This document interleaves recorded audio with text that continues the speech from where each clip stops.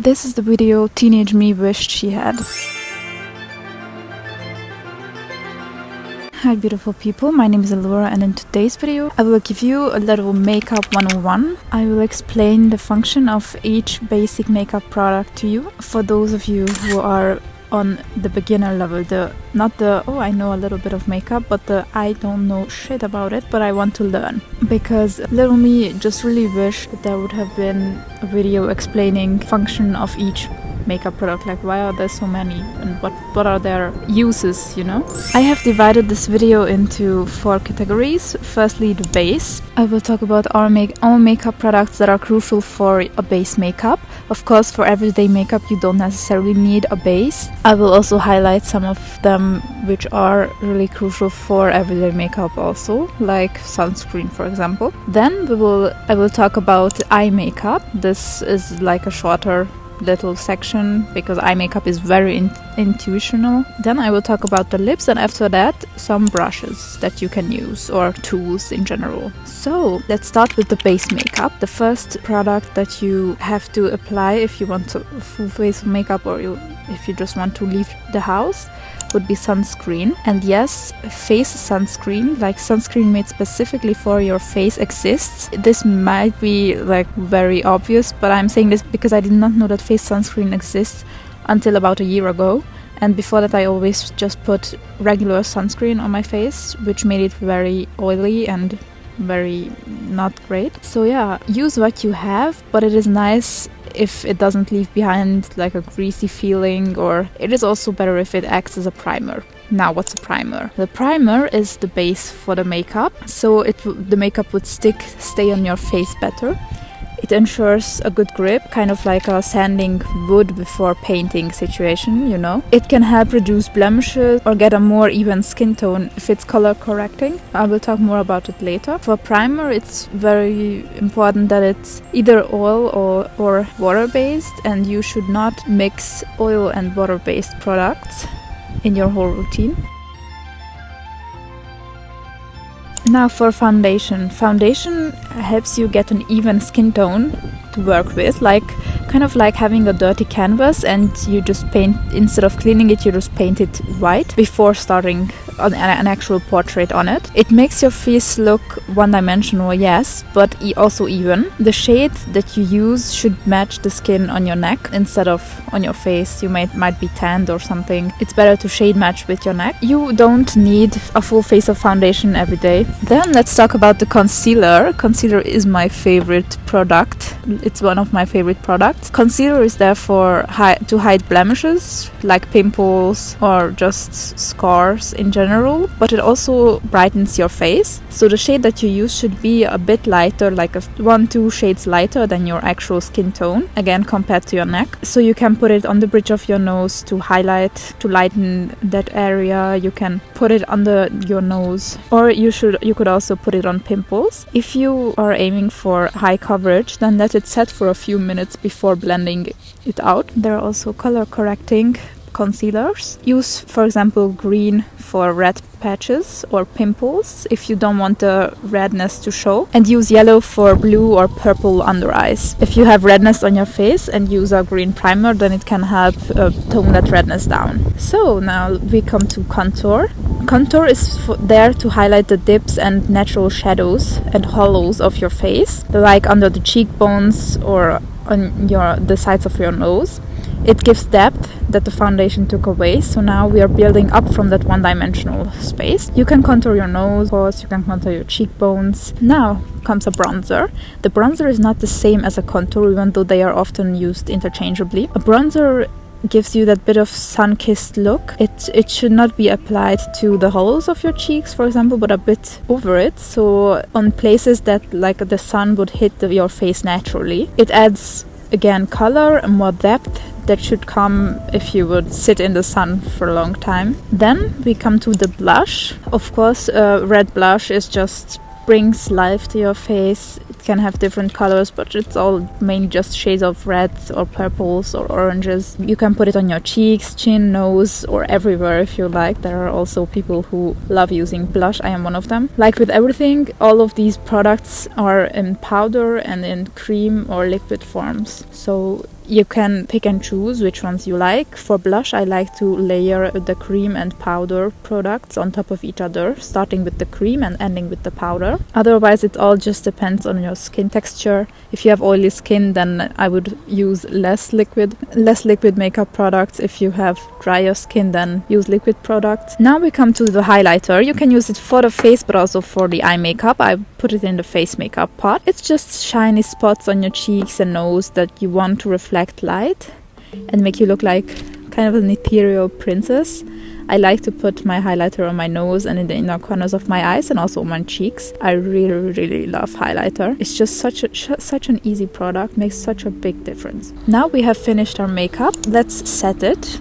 A setting powder or setting spray makes sure that your makeup stays where it is and doesn't travel down your face or something. Setting powder you should use sparingly for under eyes and areas that crease easily. I mainly use it on my forehead and chin and sometimes on my cheeks. And setting spray has the same function, but you can use it for the whole face, including eye makeup, which is very helpful. That was it for the base makeup part. Let's go over to the eyes. Firstly, we have one product that I think is very basic, the eyeshadow.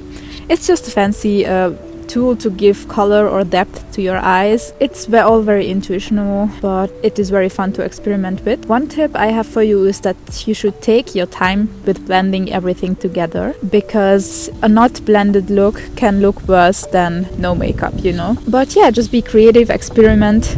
Next we come to the eyeliner. This is liquid eyeliner I'm talking about. Liquid eyeliner enables you sharp, clear lines, and that's why you should only apply it after doing your eyeshadow and eye makeup, so that the lines stay clear and sharp. Also, never put it on your waterline. If you apply it on it, then exactly that happens, what you see on the video. It's not nice, it's not pretty.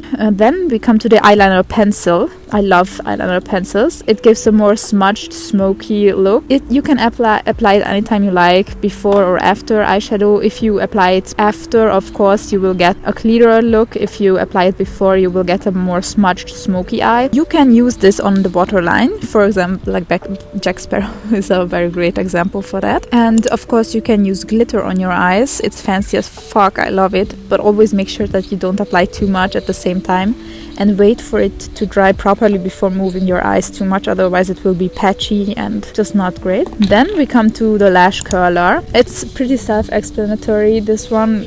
Sturcher device, kind of curls your lashes. I never use it. I don't find it to be that useful. It terrifies me deeply, so do what feels best for you. Then I have mascara. This is one makeup product, yet again, that I never use because I hate the feeling that it gives my lashes. But it is supposed to make your eyelashes look longer and more full. And if you have, for example, blonde hair and blonde eyelashes, it can make them more visible if you use a brown instead of like a blonde one. So it has its uses, but since I have dark eyelashes, it just makes my look like spider legs and feel clammy and like weird, so I don't like it. Then we have eyebrow pencil and eyebrow liner. These products are all made so you can shape and fill your eyebrows in. If you feel that you don't have enough hair, or if your eyebrows are not thick enough, you can also shape them. You can make downturned or upturned eyebrows. You can make them thicker, you can make them thinner. You can also lighten or darken them. If you have blonde eyebrows, then you can use a darker color to make them pop. If you have very dark eyebrows, you can use a lighter color to make them more unique, or just to brighten your face a little bit. Now we have come to the lip products. The first that we have to talk about is of course sunscreen/lip balm. It is used, for example, lip balm with UV protection, locks in moisture and also protects your lips, because lips are also very susceptible to UV rays. So be careful and pay attention that you always have some protection on your lips too, especially on very hot and sunny days. Then we have lip liner. Lip liner makes sure that your lips have a beginning and an end. It kind of helps separate your lips, shape your lips. You can also draw other shapes with it other than your natural shape. You can also overline your lips. Of course, do this carefully. My overlining method is what you see right now. now is to only overline at the very top and very bottom, like in the middle of my lips, and on the sides I'm kind of almost underlining, so you only overline on the parts of the lips that are not so close to the mouth, otherwise you will look like a fish. And then we have lipstick, matte or glossy. The lipstick is meant to give color to your lips, of course, similar to a lip tint, but a lipstick gets rubbed off much more easily than a lip tint. I love lip tints. They are mostly natural colors, either dark or lighter colors, and they stay on almost all day long. I really love them. Now, lip gloss gives shine or color if you're going for a softer look to your lips. I love it. It just makes, sometimes if you use the right colors, it can make your lips look like bubblegum. It's lip gloss, I think it's so powerful. Also, there are other things like lip oils. I don't really use them, but they also have kind of the same function, but they are a little more useful for dry lips, for example. Also, if you are using plumping lip gloss, which is like the lip gloss that is hot and makes your lip plump because it kind of burns them, then make sure that you apply lip balm under it, otherwise it will destroy your lips. Now let's come to the brushes. There is a specialized brush for almost every product there is in makeup, of course, partly because of capitalism, partly because of function. For beginners, I'd recommend a big fluffy one for powdered blushes, setting powder, and I would also recommend a smaller brush for eyeshadow. Those are the only two brushes that you need. Please get an eyeshadow brush and don't use old paint brushes like I did, because I have tried that before. It doesn't work, and it is very frustrating and very weird looking. So, but also don't forget, you can also apply eyeshadow and everything else with your fingers only. Of course, it would give a different effect, so feel free to experiment with which product looks better on you when you apply it with fingers, brushes, or sponges. One other tool I would recommend is a beauty blender. On a side note, make sure that you clean all your tools regularly, because if you don't, you will get pimples, irritation. It's just not hygienic, so make sure that you always clean them with soap and warm water regularly. Also, brushes, beauty blenders, wait for them to dry properly before using again. And that was it for my short introduction to basic makeup. I hope you liked it. I hope I could help you. I hope it was useful to you. If you have other tips or comments, then feel free to share them in the comments. Please subscribe and leave a like. And thank you for being here. I will see you all next week. It was Alora speaking. Bye.